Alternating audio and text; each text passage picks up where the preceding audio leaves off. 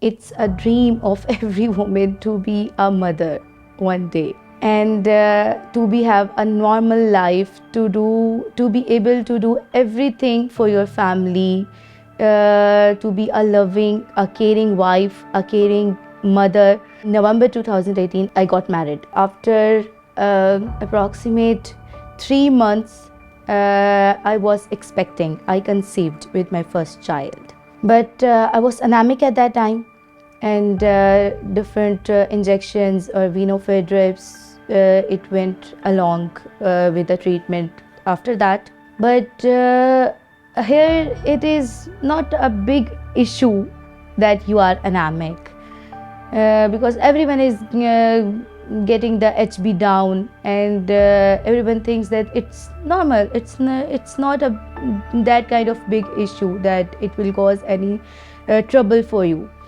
But my doctor said that you should. My HB level was approximately 10 at that time, and they wanted to get it higher. So every 15 days, I used to get the Venofer injections and drips so that it will be get better. When I found out I was anemic at that time, I was always feeling numb. I was always tired, and like that, I am not having much energy to do anything. I don't even want to get out of the bed most of the time, and I was the kind of the person who just run around the house and around the different labs and different my university, my college. I was very energetic, but at that time I was feeling very low, very tired all the time because of anemia, and because of all these things I got into PPH, postpartum hemorrhage. When they told me that I have postpartum hemorrhage, I really don't even know about that word. I first time in life came to know that such thing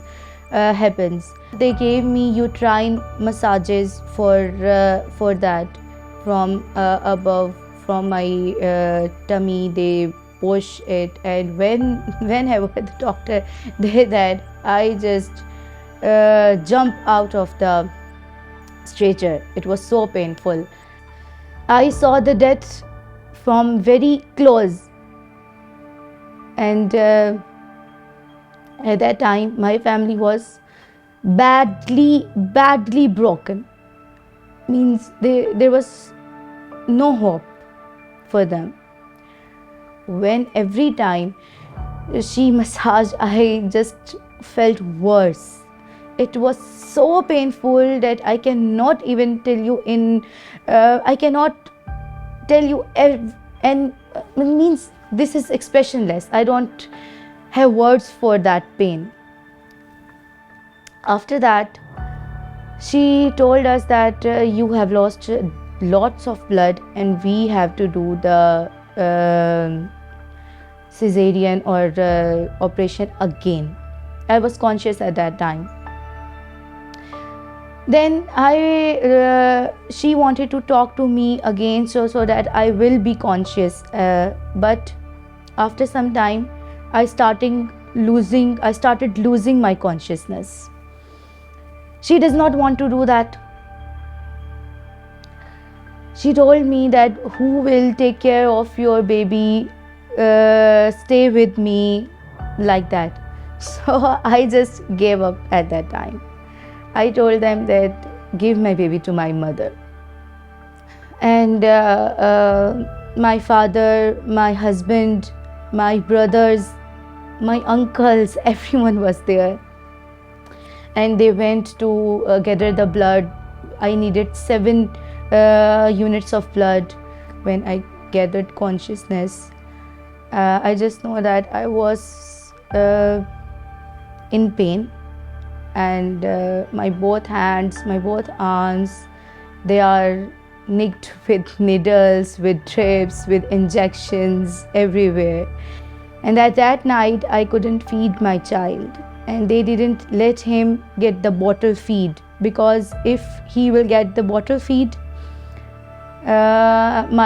he will not probably take my breastfed feed, and that will be dangerous for me as well, because my uterus will not contract, will not shrink. After 4 days, they discharged me from the hospital. When I came to my mother's home, everyone was very much supportive. My husband, my mother, my father, my parents, they did a lot for me. I was not able to even stand. I was not able to go to washroom. I was not able to do anything. I was not able to take care of my baby. It was such a miserable situation that I couldn't even clean myself in the washroom. My mother used to do that at that time. Approximately after 2 months, I was in a condition to be on my feet again.